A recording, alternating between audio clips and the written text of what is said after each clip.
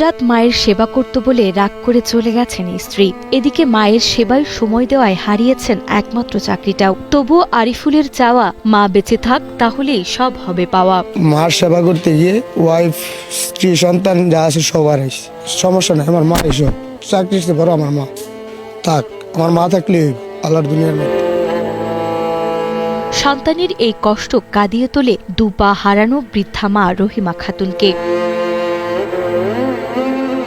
গাজীপুরের শ্রীপুর উপজেলার বর্মি ইউনিয়নের সাতখামাইয়ের দুর্লভপুর পূর্বপাড়া গ্রামে বাস করেন ৬০ ঊর্ধ্ব রহিমা খাতুন ও তার ছেলে আরিফুল হাসান। ছোট ছেলে আরিফুলের পরিবার নিয়ে ৫ বছর আগে স্বাভাবিক দিন কাটছিল রহিমা বেগমের, কিন্তু হঠাৎ করে দুই পায়ে চুলকানি দেখা দেয় তার। পরবর্তীতে স্থানীয় চিকিৎসকের কাছে চিকিৎসা নিলেও সময়ের সঙ্গে সঙ্গে অবস্থার অবনতি হলে ঢাকায় চিকিৎসকের শরণাপন্ন হন। চিকিৎসকরা জানান তার দুই পায়ে মারাত্মক সংক্রমণ হয়েছে এবং পা দুটো কেটে ফেলতে হবে। পাউডা খালি ফিলফিলা খাদ যাইতেছে, যারা আমি এই কেওয়ার চৌকাটের মাঝে দৌড়া হাইরা যারা খাদ যাইতেছি, যারা দিয়ে কতক্ষণ পরে কালো হইয়া যাইতেছে, হুড হইয়া যাইতেছে গা পাউডা। কত জায়গার যে গেছি, কত ডাক্তার এনে গেছি, কিচ্ছু এনো পাউ যেরম জ্বলা এরম হুড হয়ে গেছে, চুলের মতন কালো হয়ে যেতেছে, হাতরের মতন হয়ে যেতেছে গা পাউ। কত জায়গাত গেছে আমার বইনে লইয়া হাইরা, যারা কইতাছে ফুঙ্গু হাসপাতাল যাইবার লাগ।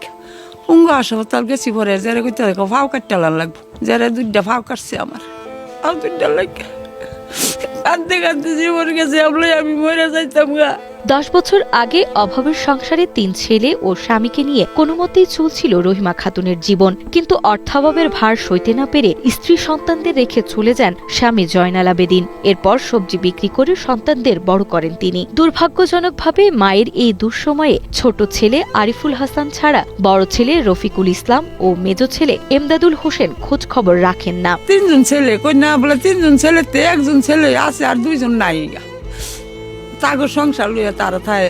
রহিমা খাতুন খুব ভালো ছিল, খুব ছিল, তার কর্ম হয়ে খাইতো, অনেক কষ্ট করে চলছে। চলার পরে তার স্বামী ফালাত হয়ে গেছে। অসুস্থ মায়ের চিকিৎসা, ঔষধ খাওয়ানো, রান্না থেকে শুরু করে ঘরের সব কাজই এখন করতে হয় আরিফুল হাসানকে।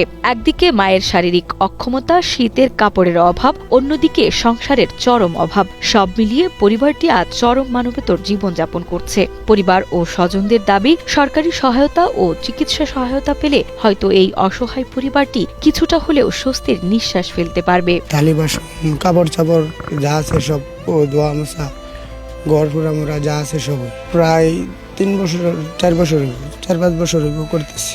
চাকরি ব্যবস্থা হলে সব দুঃখ কষ্ট সব দূর হয়ে যাবে। তার চলার মতো কোনো ক্ষমতা নাই গা, মনে তার যদি সরকার থেকে কোনো টাকা পয়সা চিকিৎসার খরচ, তার এই শীতের কিছু কাপড় লতা, খাদ্য, এই সপ্তাহ যদি আপনারা সহায়তা করেন তার লাগে খুব ভালো।